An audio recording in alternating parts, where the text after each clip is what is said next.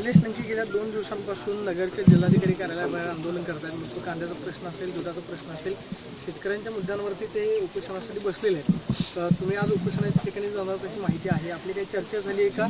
त्याच्यावरती कुणी मार्ग काढला पाहिजे? अजून सरकार दरबारी चर्चा होत नाही। अर्थातच सरकारनीच काढला पाहिजे। किती असंवेदनशील हे ट्रिपल इंजिनचं महाराष्ट्राचं आणि केंद्राचं सरकार आहे, ह्याचं अतिशय मोठं उदाहरण म्हणजे निलेश लंकेंचं आंदोलन आहे। तुम्ही बघा किती असंवेदनशील सरकार आहे की एकानेही सरकारमध्ये एक जबाबदार लोकप्रतिनिधी, लोकांच्या प्रेमातला मनातला खासदार आता जो निवडून आलेला आहे, त्याला आंदोलनाची वेळ येते। दूध, कांदा, सोयाबीन, साखर अशी अनेक पिकं आहेत ज्याला हमीभाव मिळत नाही, वेळेवर पैसे मिळत नाहीत। इथे महागाई तर गगनाला उचली आहे आणि एकीकडे शेतकऱ्याला 2 पैसे मिळत नाहीत। मी स्वतः निलेश लंके, त्यांचं कुटुंब, आमचे स्थानिक अध्यक्ष तात्या, माननीय जयंत पाटील साहेबांची माझं आज सकाळी बोलणं झालं। आम्ही सगळेच, बाळासाहेब थोरातही वाटतं आज जाणार आहेत असं मला काँग्रेस पक्षाकडून कळलेलं आहे। पण माझी निलेश लंकेंना विनंती राहील की आपण सगळे मिळून मार्ग काढू, कारण उपोषण ते करतायत पण त्यांच्या तब्येतीचीही काळजी घेतली पाहिजे त्यांनी, कारण का त्यांच्यावर खूप मोठी जबाबदारी आहे। पूर्ण नगर जिल्ह्यातल्या लाखो लोकांची जबाबदारी आज निलेश लंकेंवर आहे, त्यांचे लोकप्रतिनिधी आहेत ते, त्यामुळे त्यांची पूर्ण जबाबदारी ही पक्ष म्हणून आमची आहेच, पण त्याचबरोबर त्यांनी तब्येतीचीही काळजी घेतली पाहिजे।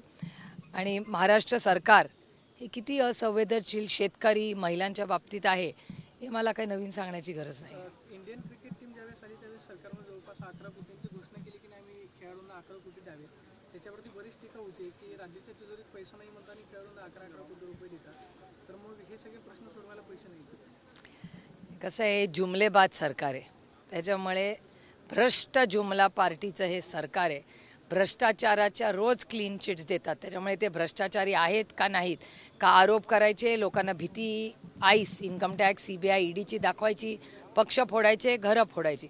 त्यामुळे खरंच भ्रष्टाचार झाला का नाही याचं उत्तर एक नागरिक म्हणून, एक लोकप्रतिनिधी म्हणून मी भारतीय जनता पक्ष आणि सत्तेत असलेले त्यांचे नेते देवेंद्रजींना अतिशय विनम्रपणे विचारते, कारण नक्की खरं काय, म्हणजे मी पहिल्यांदाच माझ्या आयुष्यात असं काल तुमच्याच माध्यमांच्या चॅनल्सवरच मी पाहिलं की पोलीस म्हणले आमच्याकडून चूक झाली। एवढी मोठी चूक कशी झाली? वायकरांच्या घरातल्या कुटुंब, त्यांची बायको कशातून गेली आहे, काय दुःखातून गेली आहे हे मी जवळून पाहिलेलं आहे। मी त्यांच्याशी अनेक वेळा फोनवर बोललेले, त्यांच्या घरातली लहान लहान मुलं, म्हणजे आज काय परिस्थिती आहे, त्यांना क्लीन चिट दिली, काल मी TV वरही पाहिलं, पण त्यांचं कुटुंब कशातून गेले अनेक वर्ष जात आहे। आणि त्यांचंच नाही, भुजबळ साहेबांचं, नवाबभाईंचं, संजय राऊत साहेबांचं, देशमुख साहेबांचं, अनिल देशमुखांची नातवंड, हे सगळं फार जवळून पाहिले हो। त्यामुळे भारतीय जनता पक्षाचं जे यूज अँड थ्रो किंवा खोटे आरोप करायचे, त्यानंतर ED, CBI, इन्कम टॅक्सच्या केस लावायच्या, माझ्या 3 बहिणी लांब कशाला जा, आमच्याच घरातलं उदाहरण बघा ना, माझ्या 3 बहिणींवर ह्या ज्या 5-5 दिवसाची रेड झाली, माझ्या 3 बहिणींचा काय संबंध राजकारणाशी किंवा भ्रष्टाचाराची किंवा या कुठल्याच गलिच्छ राजकारणाशी? माझ्या 3 बहिणी, त्यांची मुलं, त्यांची नातवंड कशातून गेले हे आम्हाला माहिती। आणि आज तुम्ही रोज उठून प्रत्येकाला क्लीन चिट देता, मग भ्रष्टाचारी होते का नव्हते याचं उत्तर भारतीय जनता पक्षाने दिलं पाहिजे। आणि आज या महाराष्ट्रात भ्रष्टाचार होतोय का? तो होतोय, हे फक्त मी म्हणत नाहीये, RSS देखील म्हणते। तुमच्याच चॅनलवर मागच्या आठवड्यात 118 कोटी रुपयाचा भ्रष्टाचार झाल्याचा आरोप हे RSSनी केलेला आहे। देवेंद्र फडणवीसांपर्यंत तो विषय गेलेला आहे, पण डायरेक्ट बेनिफिट ट्रान्सफर DBTनी जे शेतकऱ्यांना पैसे मिळाले होते असे 118 कोटी हे मिळालेले नाहीत आणि त्याच्या भ्रष्टाचार झालाय। हा आरोप माझा नाही, हा RSSनी केलेला आरोप आहे। तुम्ही आता RSSचा उल्लेख केला, मात्र नवाब मलिक यांच्या बाबतीमध्ये खरं तर गेल्या अनेक दिवसांपासून चर्चा आहे की नवाब मलिक नेमकं कुठे आहेत। संघ वर्तुळातल्या नेत्यांचं असं म्हणणं आहे की नवाब मलिकांना महायुतीमध्ये घेऊ नका। नवाब मलिकांची हेळसांड होती असं तुम्हाला वाटतं? नवाब मलिकांनी निर्णय घेतला पाहिजे? नाही, हे दुर्दैव आहे की महायुती जी त्यांची आहे किंवा ट्रिपल इंजिनचं सरकार आहे, ते मतासाठी काहीही करतील। ज्यांच्यावर त्यांनी भ्रष्टाचाराचे आरोप त्यांच्या हायेस्ट ऑफिसनी केलेले, त्यांच्याबरोबर जेव्हा सरकार बनायची वेळ होते, तेव्हा त्यांना कधीच काही वाटत नाही. त्याच्यामुळे भ्रष्टाचाराबद्दल म्हणजे मला विचाराल तर हे जे आत्ता सत्तेमध्ये लोक आहेत ते ब्लॅकचं व्हाईट करण्याचीच एजन्सी झाले. म्हणजे भ्रष्टाचार करा, या आम्ही तुमचे सगळे पैसे व्हाईट करतो आणि सुखाने नांदा आणि सत्तेत बसा आमच्याबरोबर.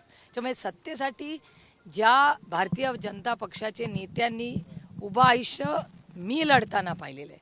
माननीय आज त्या नाहीत आपल्यात, पण सुषमा स्वराज असतील, अरुण जेटली साहेब असतील, ह्या सगळ्यांनी, अडवाणी साहेब असतील, यांनी भ्रष्टाचाराच्या विरोध अनेक आंदोलनं केली पण कधी कॉम्प्रोमाइज नाही केलं. पण आजची ही नवीन भारतीय जनता पक्ष आरोप करते, आता खरे खोटे मला माहिती नाही, त्याचं उत्तर हे फक्त देवेंद्रजीच देऊ शकतील किंवा त्यांचे दिल्लीतले नेते. पुण्यातली घटना ताजी असतानाच आज मुंबईत एक हिट अँड रन झालेलं आहे. सकाळी 5:30 वाजता दाम्पत्य चाललं होतं खरेदीसाठी, त्यांनाच उडवल्याची घटना आज घडली. कसं बघताय? हिट अँड रन आणि ट्रॅफिक कंट्रोल याच्याबद्दल मला असं वाटतं की अनेक वर्ष आम्ही सगळे रोड सेफ्टीला प्राधान्य दिलं पाहिजे. आणि दुर्दैव असं झालं की रक्ताची तपासणी बदलणे, पटकन बेल मिळणे किंवा काहीतरी चुकीच्या माहिती देणे, हे सगळं जे त्या गृह खात्याकडून होतं आहे ना, त्याच्यामुळे लोक इतके कॅज्युअल झालेले आहेत गृहमंत्रालयाबद्दल की त्या वर्दीचा मान सन्मान आजही मला आहे. महाराष्ट्राच्या पोलिसांचा सार्थ अभिमान मला आहे. आजही अतिशय उत्तम काम करतात. काल पुण्यामध्ये चॅनलवर मी पाहिलं, त्या महिलाचे अश्रू हे सरकारला दिसत नाहीत, आम्हाला सगळ्यांना दिसतात, पण या असंवेदनशील सरकारला दिसत नाहीत. तिच्या डोळ्यातले अश्रू कोणीतरी पहा, तिचं दुःख जाणून घ्या. तुम्ही सरकार आहात ना, मग का नाही तुम्हाला दिसत? पुण्यासारख्या ठिकाणी पेट्रोल घेऊन त्या सगळ्या पोलीस ऑफिसरच्या अंगावर ते टाकाईपर्यंत यांना भीती नाही त्या वर्दीची, कारण का त्यांना वाटतं की ह्या सरकारमध्ये सगळंच मॅनेज होतं. भ्रष्टाचार जर माफ होऊ शकतो तर त्यांना वाटतं याही गोष्टी. तर दुर्दैव आहे की महाराष्ट्राचं सरकार हे भ्रष्टाचाराने बरबटलेलं आहे, चुकीच्या धोरणांनी बरबटलेलं आहे आणि आता ते बदलायची गरज ही सर्वसामान्य मायबाप जनतेलाही वाटते की ऑक्टोबरमध्ये महाराष्ट्राचं सरकार बदलायचं आहे. राज्यात लेक लाडकी योजना जी आणली त्याच्यावरती अजितदादा असं म्हणा, लाडकी बहीण, की त्याच्यावरती बरीच टीका आता विरोधकांकडून केली जाते. विरोधक घाबरलेले आहेत आणि विरोधकांचा हा प्रयत्न आहे की ही योजना यशस्वी होऊ द्यायची नाही. तर विरोधक कसं नाही होऊ देणार मला सांगा? सरकार त्यांचं गल्लीपासून दिल्लीपर्यंत एखादी योजना राबवायची असेल तर ते सरकार आहे ना, विरोधक कसं करणार? आणि योजना जर वाईट असेलच तर काय करणार? बघा आता कालच्याच तुमच्याच चॅनलवर मी भाषण ऐकलं कांद्याचं धोरण. मला खरं सांगा, मी 9 ते 10 महिने झाले की कांद्याच्या धोरणाबद्दल पहिलं माझं युक्तिवाद झाला कुणाबरोबर? तर पियुष गोयलांबरोबर दिल्लीमध्ये. तेव्हा मला अजून आठवतं, ऑन रेकॉर्ड आहे पार्लमेंटच्या, की पियुष गोयलजी असं म्हणाले होते की कांद्याबद्दल आम्ही काही निर्णय घेणार नाही, जो आहे तोच योग्य आहे. आज 10 महिने झाले त्या गोष्टीला, जेव्हा मी विषय पहिला काढला होता आणि तो खोडून काढला होता पियुष गोयलांनी, आणि आज त्यांच्याच मित्रपक्षाचे उपमुख्यमंत्री म्हणतात की तुमचा कांद्याचा निर्णय चुकला. मग 10 महिन्यापूर्वी मी जे बोलत होते तेच आज त्यांचे मित्रपक्ष बोलत आहेत. हेच दुधाबद्दल आहे, सोयाबीन, सगळ्याच. आणि आता इलेक्शन आलेलं आहे 3 महिन्यावर. आपण लोकसभेत काय झालंय पाहिलंय, त्याच्यामुळे बरेच जुमले आता पुढच्या 2-3 महिन्यात तुम्हाला ऐकायला मिळतील. लातूरचे आमदार आहेत अभिमन्यू पवार, त्यांनी थेट पोलिसांनाच दम भरलाय की आमच्या गावात येऊ नका, गोरगरिबांना त्रास देऊ नका. कर्तव्यावर असलेल्या पोलिसांना दम देणं एका आमदारांनी कितपत योग्य होतं? याचं उत्तर गृहमंत्र्यांनी द्यायला पाहिजे ना. महाराष्ट्राचे गृहमंत्री या सगळ्या गोष्टी आहेत. ते दुर्दैव आहे की मला खरं तर कुणावरही टीका करायला आवडत नाही, पण डेटा काय सांगतो? केंद्र सरकारचा डेटा सांगतो की महाराष्ट्रात क्राईम वाढलेला आहे. आणि नुसता महाराष्ट्रात नाही, एकेकाळी नागपूरला क्राईम जास्त होता, आता तो क्राईम पुण्याला आलेला आहे. मग ड्रग्ज असू दे, ड्रग्ज करणाऱ्या लोक पळून जाणं असू दे, हिट अँड रन असू दे, तुमची रक्ताची तपासणी मिक्स होणं, हे सगळं पुण्यातच कसं काय होतं आहे? हे दुर्दैव आहे की महाराष्ट्राचं आणि पुण्याचं नाव हे देशामध्ये या सगळ्या गोष्टींमध्ये खराब होतं आहे. आणि त्याच्यामुळे माननीय मुख्यमंत्र्यांना आणि गृहमंत्र्यांना माझी विनंती आहे की लक्ष घाला. राजकारण होत राहील, इलेक्शन येत राहील, पण ड्रग्ज एकदा जर आपल्या सगळ्या महाराष्ट्रात आले तर त्यांना हद्द पार करणं अशक्य होईल. बऱ्याच राज्यांनी खूप मोठी किंमत मोजलेली आहे त्याच्यासाठी.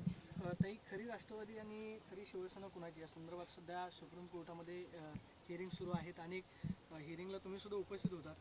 15, 16 आणि 19 जुलैला ही सुनावणी होण्याची शक्यता आहे.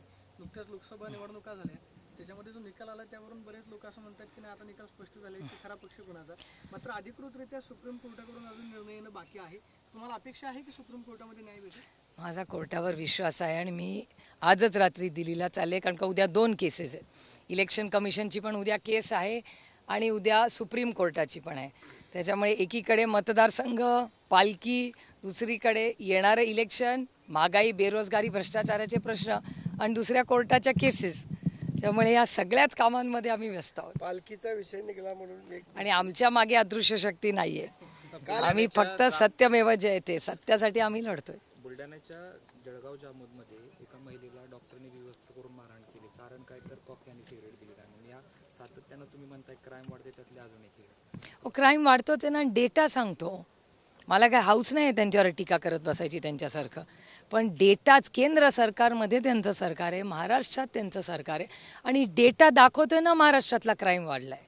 त्यामुळे ह्याला जबाबदार कोण? अर्थातच गृह मंत्रालय. The buck stops there. त्यामुळे महाराष्ट्राच्या माननीय मुख्यमंत्र्यांनी ह्याचा रिव्ह्यू घेतला पाहिजे की महाराष्ट्रात क्राईम का वाढतोय. बारामतीच्या पालखीला काल 2 खासदार पाहायला मिळाले. समोरासमोर तुम्ही नमस्कार केला, परंतु एकत्र यायचं टाळलं. आणि असं असताना प्रतिभा काकी पहिल्यांदाच पालखीला दिसल्या. बारामतीकरांना म्हणजे चर्चा सुरू झालेली, काकींना का खाली बोलवलं? तर त्याचं उत्तर मला नाही देता येणार. पण माझी आई, त्यांनी आग्रह केला होता की खाली या म्हणून. नाही, कोणीतरी खालून हात करून माझ्या आईला बोलवलं. माझी आई 75 वर्षाची आहे. त्याच्यामुळे त्या गर्दीमध्ये आणि मला असं वाटलं की साधारणपणे माझ्यापेक्षा वयाचे जे मोठे आहेत त्यांना मी हात करून बोलवत नाही. ताई, काल मुख्यमंत्री असं म्हणाले आहेत की साधारणतः 20 लाख जर मतं आपल्याला जास्त मिळाली तर आपल्या 200 पेक्षा जास्त जागा येतील. या कसं बघताय वक्तव्याकडे? हे नंबर्स गेम त्यांनाच लागो बाबा. 400 पार, 150, 200 हे सगळे गणित, माझं गणित कच्चं आहे. त्याच्यामुळे मी काय गणित आणि राजकारण करत नाही, मी दिल से राजकारण करते. त्याच्यामुळे गणित त्यांना लख लाभो. ताई, शेवटचा प्रश्न, मराठा आरक्षण आणि ओबीसी आरक्षणाचा प्रश्न अजूनही राज्यामध्ये सुटलेला नाही. एकीकडे मनोज जरांगे कालपासून शांतता रॅली जी आहे ते काढतायत, मोठी गर्दी होती. राज्य सरकारनं मनोज जरांगेंना दिलेली आश्वासनं पूर्ण झाली नाहीत असं तुम्हाला वाटतं का? किंवा राज्यामध्ये जे काही वातावरण दूषित होतंय त्याला नक्की जबाबदार कोण? अर्थातच सरकार. आमचं एवढंच म्हणणं आहे, पहिल्या दिवसापासून गेले 10 वर्ष मी संसदेत या विषयाबद्दल बोलते.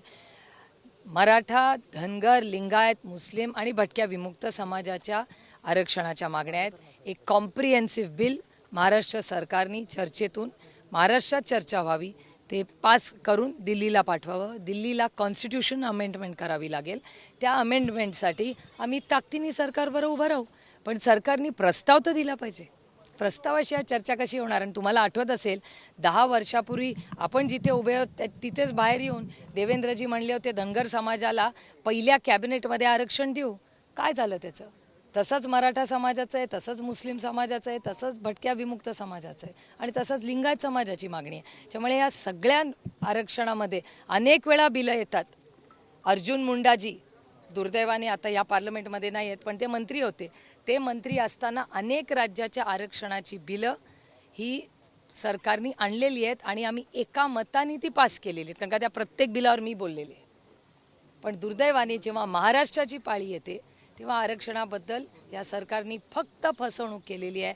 त्याच्या ठोस काही आपल्या कुणाच्याच पदरात, कुठल्याच समाजाच्या पदरात पडलेला नाही. पवार साहेब वारीमध्ये सहभाग घेणार असल्याची चर्चा होती. काय आज भेट देणार आहे? नाही, आज त्यांना ते पिंपळीला 10 दिवसापूर्वी गेले होते तेव्हा लोकांनी त्यांना आग्रह केला होता की आमंत्रण दिले म्हणून पवार साहेब येणार आहेत. मी माझ्या आईलाही विनंती करते की तूही ये, कारण का गेले 18 वर्ष मी स्वतः वारी नेहमीच चालते. 2 दिवस म्हणजे 2 पालख्यांमध्ये मी 1 दिवस चालते. त्यामुळे माझ्यासाठी हा खूप एक आनंदाचा दिवस आहे की वारी जेव्हा असते ते एक मोठं कुटुंब म्हणून आम्ही सगळे रामकृष्ण हरीचा गजर करत, माऊली माऊली करत आम्ही सगळे पालखीमध्ये सहभागी होतो. आणि पांडुरंगाचरणी एकच प्रार्थना आम्ही दरवर्षी करतो की चांगला पाऊस पडू दे आणि अडचणीत आलेल्या बळीराजाला न्याय मिळू दे.